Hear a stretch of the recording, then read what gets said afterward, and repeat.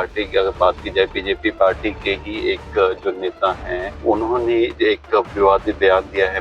इस तरह का बयान नहीं देना चाहिए, बचना चाहिए। हो सकता है वो किसी कारणवश जुबान फिसल गई हो, या चीज उनके मन में भी ऐसा कुछ नहीं होगा। बहन कर्नल सोफिया के साथ देश का प्रतिनिधित्व किया है और राम गोपाल यादव जी बड़े ऊंचे स्तर के नेता हैं, उनको भी इस तरह का बयान नहीं देना चाहिए था। आतंकवाद को पनाह देने वाला देश खुद एक दिन आतंकवाद के उसमें झुलस के मरा जाएगा। इन दो गुटों के कारण जो फैसले हैं बिल्कुल दो गुटों के अलग अलग हैं, जिससे एक तरीके से ये जो है पार्टी नहीं चल पा रही है। चंद्रमोहन जी जब डिप्टी सीएम थे तब भी कोई काम नहीं किया था। आज एमएलए बने हैं, आज भी कोई काम नहीं कर रहे हैं। कहीं ना कहीं लोग बहुत परेशान हैं कि अगर हमने किसी को वोट देकर आगे एक जो है प्रतिनिधि अपना चुना है और उनका एक तरीके से बिल्कुल गुम हो जाना, कि आम लोगों के बीच ना आना। चंद्रमोहन जी तो कभी पहले नजर नहीं आए, अब नजर नहीं आ रहे, विदेशों के दौरे घूम रहे हैं। क्या फायदा हुआ फिर आपका? इसे चुनाव नहीं लड़ना चाहिए था। नमस्कार, मेरा नाम संजय मिश्रा है। आप देख रहे हैं पल पल। हरियाणा भारत और पाकिस्तान के युद्ध के बाद जो है लगातार जब युद्ध एक तरीके से विराम होने के बाद भारत को विजयी के तौर पे जो है हमारे अगर बात की जाए एक सुरक्षा बलों की, तो उनके जो उन्होंने एक कर्तव्य निभाया, बिल्कुल भारत सराहनीय कर्तव्य था। पर उसके बाद जो है लगातार राजनीतिक जो लोगों के राजनेताओं के अलग अलग विवादित बयान आ रहे हैं, वो कहीं ना कहीं जो है मामले का जो उनकी छवि को जो है हमारे सुरक्षा बलों की सब छवि को ठेस पहुंचा रहे हैं। उसी संदर्भ में हम बात करते हुए इसी संदर्भ में बात करते हुए जसवीर संधू जी से बात करेंगे, जो कार्यकारी अध्यक्ष WHO पंचकुला से हैं। उनसे बात करेंगे, जानेंगे कि क्यों ऐसे बयान हैं जो लगातार जो हमारे सुरक्षा बल है, या बात की जाए कर्नल सोफिया कुरैशी हैं या विंग कमांडर विवेका सिंह हैं, उनके लिए राजनेताओं के ऐसे बयान आना कहीं ना कहीं दुखद होगा।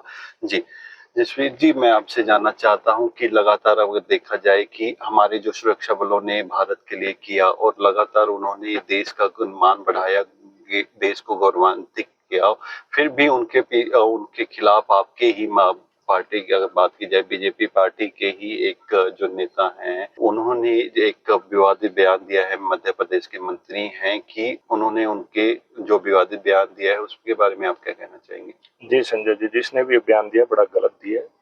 कर्नल सोफिया कुरैशी हमारे देश का गौरव है, हमारे देश की बेटी है। उन्होंने भारत देश का पूरे विश्व के सामने प्रतिनिधित्व किया है और इस तरह का बयान नहीं देना चाहिए, बचना चाहिए। हो सकता है वो किसी कारणवश जुबान फिसल गई हो, या चीज उनके मन में भी ऐसा कुछ नहीं होगा।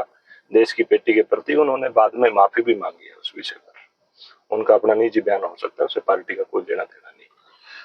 कहीं ना कहीं बीजेपी के जो मुख्यमंत्री हैं मध्य प्रदेश के, उन्होंने भी रात एक उच्च स्तरीय इसके संदर्भ में मीटिंग करी और उन्होंने जो है इस बयान पर एक उच्च स्तरीय बैठक भी बुलाई है। साथ में उसको अच्छे लेवल पर अगर बात की जाए, इस पे जो है कि उन्होंने जानकारी दी है कि हम इसको छानबीन करके इसका जल्द ही हम एक रिपोर्ट सबमिट करेंगे। और हाई कोर्ट ने भी कहा है, हाई कोर्ट ने फटकार भी लगाई है, तो उसके बारे में आप क्या कहना चाहेंगे?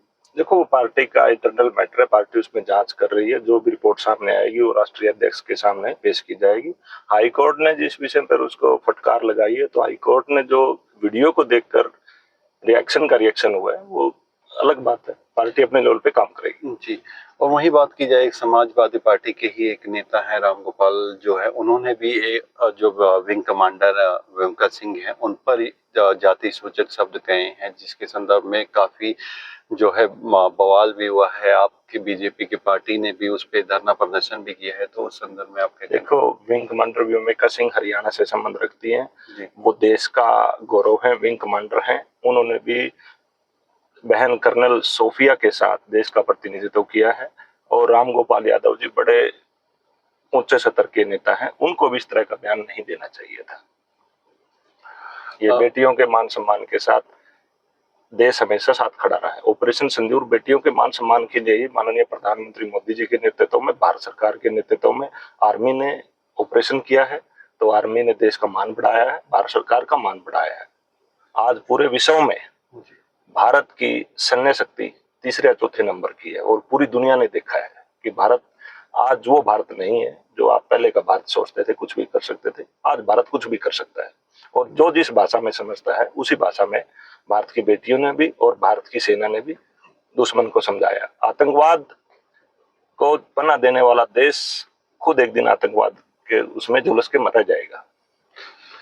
अगर वहीं हम बात करें पंचकुला की, जब से नई जो है बीजेपी के पंचकुला के अध्यक्ष बने हैं अमित मित्तल जी, उसके बाद से ही लगातार खबरें आ रही हैं कि पार्टी में मन मुटाव कहीं ना कहीं अगर बात की जाए। ज्ञानचंद गुप्ता जो पूर्व एक्स एमएलए हैं और पूर्व विधानसभा स्पीकर हैं और साथ में अभी जो पंचकुला के नए अध्यक्ष बने हैं, इनके बीच में मन मुटाव के कारण जो पार्टी है दो गुटों में बंट चुकी है और इन दो गुटों के कारण जो फैसले हैं बिल्कुल दो गुटों के अलग अलग हैं, जिससे एक तरीके से ये जो है पार्टी नहीं चल पा रही है।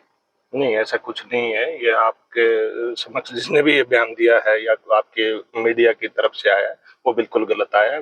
माननीय ज्ञानचंद गुप्ता जी हमारे हरियाणा विधानसभा के पूर्व अध्यक्ष हैं और पंचकुला जिले के नहीं पूरे प्रदेश के नेता हैं इस वक्त वो, और पंचकुला जिला उनके नेतृत्व में काम करता है। और एक अजय मित्तल जी बहुत सूझवान सुलझे हुए व्यक्ति हैं, पार्टी के पुराने कार्यकर्ता हैं, संगठन में उन्होंने पहले भी बहुत जिम्मेदारियां निभाई हैं, जिला अध्यक्ष रहे, युवा मोर्चा के जनरल सेक्रेटरी रहे हैं, उनको पार्टी ने जिम्मेदारी दी है, वो सभी के साथ तालमेल बना के चल रहे हैं। थोड़ा बहुत डिले हो सकता है, आदमी कार्यकर्ताओं की महत्वाकांक्षा रहती है कि भाई मुझे भी पद मिलना चाहिए, मुझे मिलना चाहिए। जिस हिसाब से आज पार्टी ने प्रदेश के अंदर रिजल्ट लेके आई है, अभी जो हमारे नगर निगम के कहीं ना कहीं आपको लगता है कि ये दो पार्टियां जो अलग अलग गुट नहीं है, इकट्ठे प्रदेश के लिए या बिल्कुल बिल्कुल जो भी काम करेगी, जो भी यहाँ पे काम होगा वो ज्ञान जी से सलाह मशवरा करके ही होगा, बंतो कटारिया जी से सलाह मशवरा करके होएगा, रेखा जी से सलाह मशवरा करके होएगा, कार्तिक जी से सलाह मशवरा करके होएगा। मैडम शक्ति रानी एमएलए जी हैं कालका विधानसभा से, पंचकुला जिला के अंदर कालका विधानसभा सीट भी आती है। सबका तालमेल बढ़ा के सबको साथ लेके चलने वाले जिला अध्यक्ष। कहीं ना कहीं जो कांग्रेस के नए हम बात करने की बात करी जाए जो है एमएलए बने हैं, उनका जो है पार्टी के लगातार देखा जाए तो कहीं भी वो आम लोगों से मिलते नजर नहीं आ रहे। किसी की सुनवाई किसी के लिए चंद्रमोहन बिश्नोई जी की हम बात कर रहे हैं, वो किसी तरीके से उनके लोगों का कहना है कि वो एक तरीके से गुमशुदा ही हो चुके हैं। कहीं ना किसी कार्य में उनका सम्मिलित हो पाना और ना किसी प्रदेश, जो अगर बात की जाए पंचकुला के लिए ही कोई कार्य कर रहे हैं, तो उसमें आपके क्या विचार? चंद्रमोहन जी जब डिप्टी सीएम थे तब भी कोई काम नहीं किया था, आज एमएलए बने हैं आज भी कोई काम नहीं कर रहे हैं। बाहर विदेशों के दौरे करने से प्रदेश का थोड़ी भला है, जिले का थोड़ी भला है। जिले का भला करने के लिए तो यहाँ रहना पड़ता है, काम करना पड़ता है, जनता की सुननी पड़ती है, जनता के बीच में रहना पड़ता है।